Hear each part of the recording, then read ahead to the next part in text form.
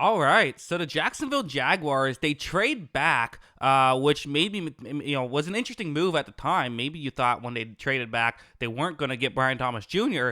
Well, maybe they just felt like none of the players, none of the teams they were trading back from were going to go receiver. They get Brian Thomas Jr., which I think a lot of people felt like, okay, Jaguars getting Brian Thomas Jr. would be a really good move, but 17 was kind of like a touch too high, and it was kind of like, okay, do they reach a little bit for the good player, or do they that fills a need and it's kind of a perfect scheme fit, or do they just not pick him, take best player available?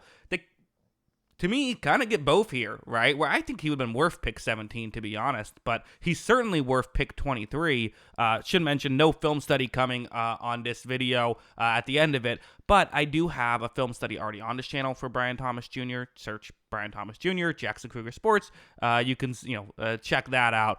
But yeah, I mean, listen, they lost Calvin Ridley. Apparently, they were trying to use this pick to trade for Brandon Ayuk, but that didn't happen. So instead, they go after Brian Thomas Jr., who, listen, they have guys like Zay Jones and Christian Kirk, who I think are good players. They added Gabe Davis, which I think is a solid player. Like, it's not that they don't have any players, but let's just be honest, I don't think they have a true outside guy. In fact, they just don't have a true outside guy. I think all those guys they fit the scheme well, but where this team has really struggled is just someone who can, hey, there's a single safety deep, one-on-one matchup, go win and get us, 40 yards.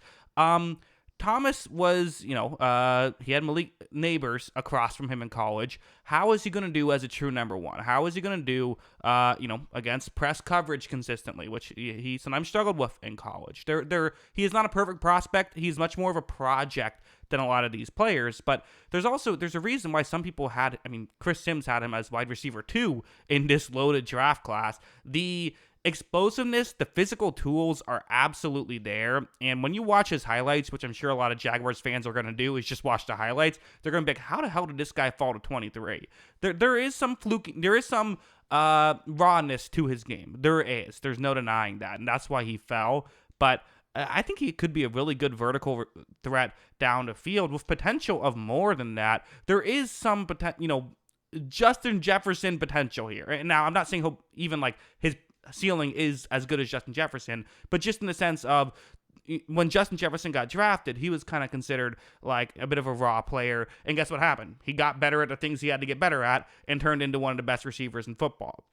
Not saying that's going to happen with Brian Thomas Jr., just that there is kind of the same vibe of like, hey, here's a player who could, a lot of good things could happen with him, and even if he doesn't reach his ceiling, should be a pretty good player for Jacksonville. So one of my favorite picks of the night so far. Huge fan. That's what I think. What do you think? Let me know in the comments below.